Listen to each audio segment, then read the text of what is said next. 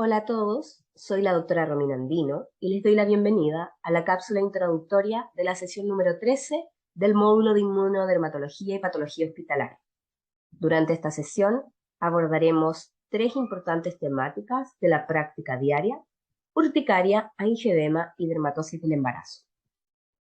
Objetivos de la sesión: repasar conceptos generales de urticaria, angioedema y dermatosis del embarazo a través del estudio personal previo a la sesión.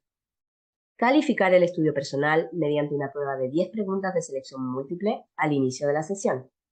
Y revisar con el docente a cargo de la sesión el desarrollo de 2 escenarios clínicos representativos del tema. Respecto a la metodología, deben estudiar el material entregado previo a esta sesión, repartirse en 2 grupos de trabajo, dejando en cada grupo 3 residentes de tercero, 3 de segundo y 3 residentes de primer año, y desarrollar los casos clínicos planteados, uno por grupo, siguiendo el siguiente orden: enfrentamiento diagnóstico, fotos, enfrentamiento terapéutico y puntos claves. Para el enfrentamiento diagnóstico y terapéutico deben utilizar el material de estudio personal, obligatorio y complementario, que ya está en la página web. Y una vez finalizada la sesión, deben enviar al Dr. Manríquez y a mí por email los casos finales revisados con las modificaciones sugeridas incorporadas. Algunos aspectos generales de estos temas. Urticaria. La urticaria corresponde a una condición frecuente y se ha estimado que el 20% de la población general en algún momento de su vida va a tener un brote de urticaria. Esto puede ser en cualquier edad e independiente del sexo. Desde el punto de vista clínico, la característica fundamental de la urticaria es la presencia de abones o ronchas. Los abones o ronchas corresponden a lesiones tipo placas eritematosas solevantadas con un centro pálido, cuya característica fundamental es que son muy pruriginosas. Pueden comprometer cualquier área corporal, siendo importante el compromiso de áreas de roce o de compresión, y dado su carácter pruriginoso, producen una importante afectación de la calidad de vida de los pacientes. Es importante enfatizar en algunas características de las ronchas de urticaria que las hacen que nos permiten hacer el diagnóstico diferencial con otras entidades, en particular con las vasculitis urticariales. Las ronchas de urticaria son lesiones pruriginosas, no dolorosas. Duran menos de 24 horas y no dejan ni hiperpigmentación ni púrpura residual. Desde el punto de vista de la presentación clínica, la urticaria puede presentarse con o sin angioedema y estar localizada solamente en la piel o formar parte de un cuadro alérgico sistémico o anafilaxia. Y la fisiopatología, en general, es una fisiopatología donde se implican diversos mecanismos, pero en particular está mediada por mastocitos, basófilos y sus mediadores a nivel de la dermis superficial. Una imagen típica de ronchas, algunas redondeadas, otras ovaladas, algunas más planas y otras más levantadas, y que tienden a confluir formando una roncha más grande, esto en el tórax de un paciente. Respecto a la clasificación de la urticaria, se clasifican en agudas y crónicas. Las urticarias agudas son aquellos cuadros donde los pacientes presentan ronchas con o sin angioedema de menos de 6 semanas de evolución. En general son cuadros autolimitados, de resolución espontánea, y respecto a las causas, un gran grupo no se logra asociar a una causa gatillante, otro grupo son causadas por infecciones, otro por fármacos o alimentos, etc. En general, cuando un paciente presenta lesiones urticariales, 2/3 de estos pacientes van a estar incluidos en este grupo de urticaria aguda. Y la urticaria crónica se define como la presencia de ronchas con o sin angioedema de 6 semanas o más de duración. En general, estos pacientes tienden a presentar ronchas la mayor parte de los días de la semana y tienden a tener una gran repercusión en la calidad de vida. Las urticarias crónicas se clasifican en urticarias crónicas espontáneas y en urticarias crónicas inducibles. Las urticarias crónicas inducibles incluyen las urticarias físicas, que son aquellas en las que se logra identificar un gatillante ambiental que produce las ronchas. Ejemplo: frío, calor, agua, presión, etc. Las urticarias crónicas espontáneas, en cambio, no tienen ni presentan un gatillante claro. de las ronchas. Los pacientes que presentan urticarias crónicas espontáneas tienden a tener una evolución más larga, con cuadros más refractarios a tratamiento y con peor afectación de la calidad de vida. Es importante hacer la distinción entre las urticarias agudas y las urticarias crónicas porque van a implicar enfrentamientos diagnósticos y terapéuticos diferentes. Acá está esta tabla que muestra las diferentes causas de urticaria y sus mecanismos fisiopatológicos asociados.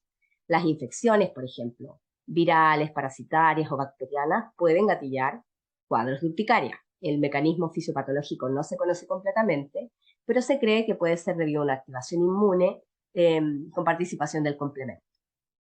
Dentro de las reacciones IgE mediadas, las reacciones a fármacos, especialmente los betalactámicos, por ejemplo, algunos tipos de picaduras de insectos, alimentos, alérgenos de contacto que pueden generar reacciones urticariales.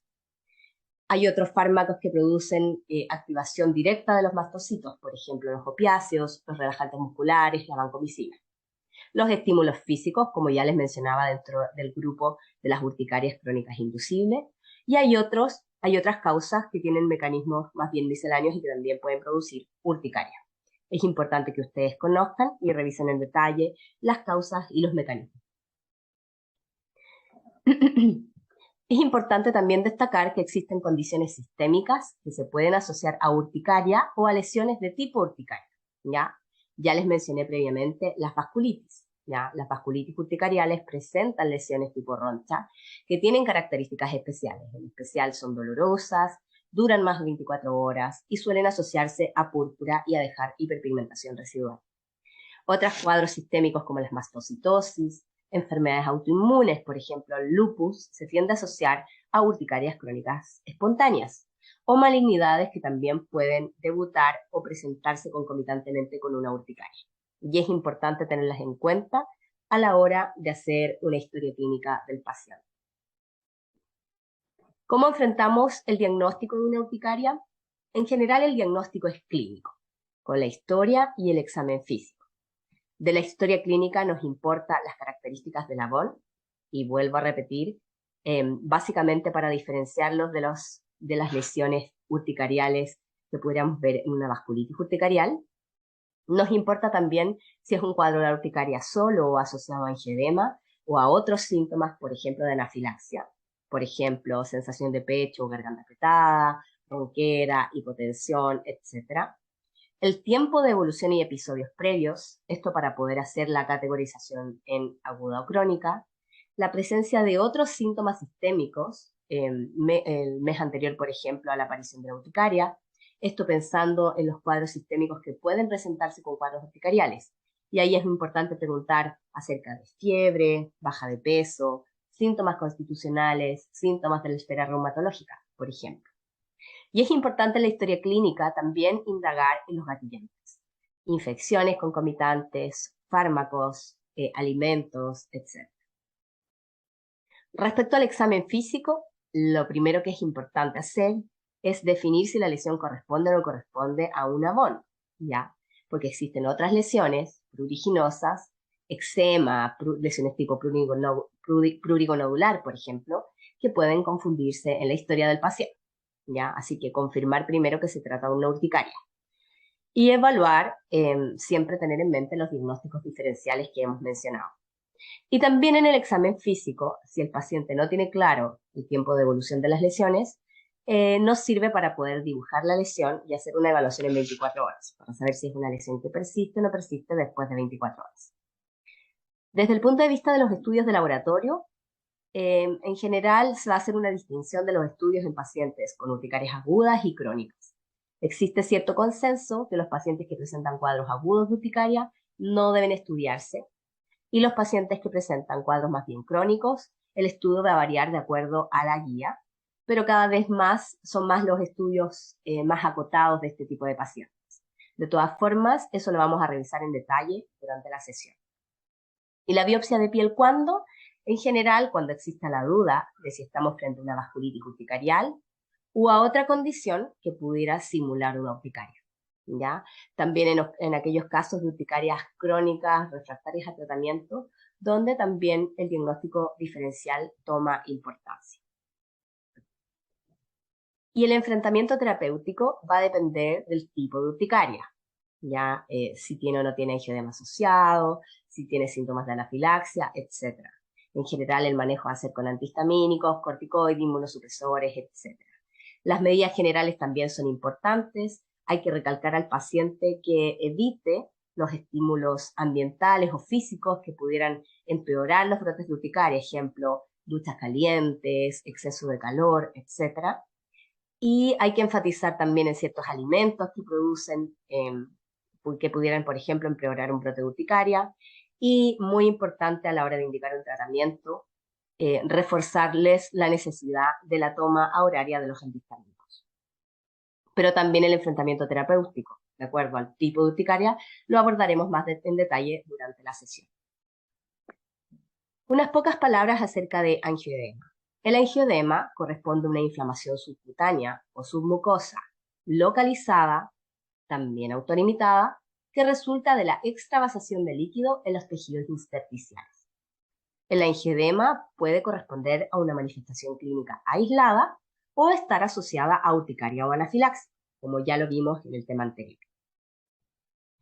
Y tiene algunas características fundamentales que lo diferencian de otros tipos de edema. La primera característica es que es de inicio rápido. Se presenta en minutos a horas y se resuelve también en horas a pocos días. Presenta una distribución asimétrica. Compromete cara, labios, lengua, laringe e intestinos y no clásicamente las áreas dependientes de la gravedad.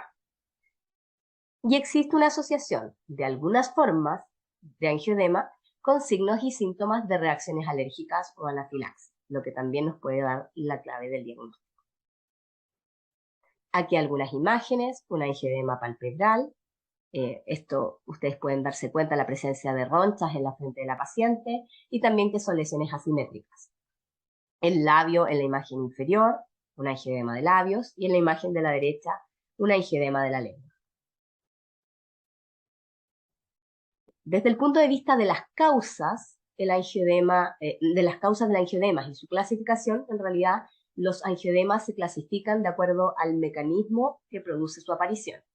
Y se clasifican en dos grandes grupos: aquellos angioedemas que se producen por la activación de los mastocitos, que son aquellos angioedemas que se suelen asociar a prurito y urticaria, y que son los que vimos asociados a urticaria en el tema anterior, y aquellos angioedemas ya que se producen por la generación o la falta de degradación de la bradyquinina. Estos son angioedemas que no se asocian ni a prurito ni a urticaria. Dentro de este grupo tenemos los angioedemas, por ejemplo, asociados a inhibidores de la enzima convertidora de angiotensina, y tenemos los angioedemas debidos a la deficiencia de ese inhibidor, tanto hereditarios como adquiridos. En el caso de los adquiridos pueden ser asociados a enfermedades autoinmunes o a una malignidad subyacente, en especial síndromes linfoproliferativos. Es importante que ustedes conozcan los subtipos de angioedema y sus características clínicas fundamentales para que logren hacer un diagnóstico preciso. Eso lo van a revisar en la literatura que ya les envié y que está en la página web. Desde el punto de vista del enfrentamiento diagnóstico, nuevamente el diagnóstico de angioedema es clínico. Importante la historia y el examen físico.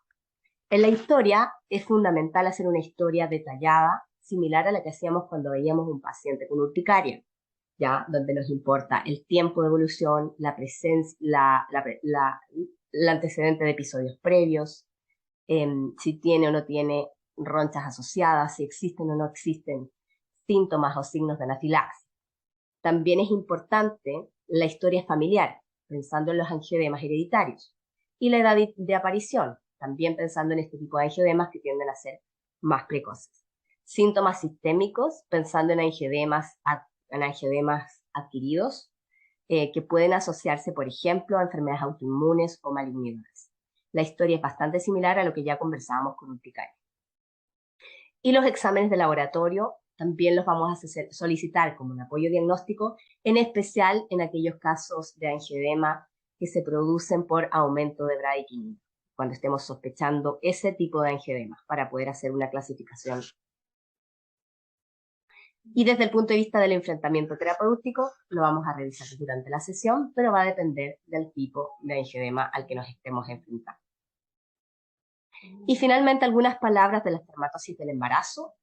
Esto corresponde a un grupo heterogéneo de dermatosis inflamatorias pruriginosas que se presentan exclusivamente durante el embarazo y o en el puerperio inmediato. ¿Ya? Esta es la lista: pemfigoide gestacional, erupción polimorfa del embarazo, erupción atópica del embarazo, colestasis intrahepática del embarazo y la psoriasis pustulosa del embarazo. En general, es muy importante un reconocimiento precoz de estas entidades, dado que algunas de ellas, que son las que aquí recalqué en rojo, pueden asociarse a riesgos para el feto o para la madre. En especial en el feto, algunas de estas entidades se pueden asociar a parto prematuro, a nacimientos de niños pequeños para la edad gestacional o, en el peor de los casos, a pérdidas fetales. Por lo tanto, es muy importante reconocer elementos clínicos de las pacientes y de la evolución de estas enfermedades para poder reconocer precozmente si nos estamos enfrentando a una de estas entidades que puede tener algún riesgo, ¿ya? Respecto al enfrentamiento diagnóstico, nuevamente es importante la historia clínica y el examen físico, básicamente porque nos van a dar las claves para poder guiar nuestra hipótesis diagnóstica. Es importante saber si la paciente tiene antecedentes de atopia, la historia obstétrica, si es una paciente primigesta, si es una paciente que tiene un embarazo único o múltiple, si es una paciente que ya presentó alguna condición cutánea en embarazos previos, etc. En el examen físico vamos a buscar dirigidamente cierto tipo de lesiones y cierta distribución propia de cada una de estas entidades. En los exámenes de laboratorio también nos van a apoyar, sobre todo si estamos sospechando una colestasis intrahepática del embarazo. Y la biopsia de piel va a ser fundamental en el caso de que tengamos un diagnóstico incierto o estemos sospechando un pemfigoide gestacional o una psoriasis pustulosa del embarazo. Aquí algunas imágenes a modo de ejemplo, estas placas eritematosas con algunas lesiones vesiculares, ya que comprometen el área umbilical, y algunas que ya están destechadas. Esto es propio de un pemfigoide gestacional.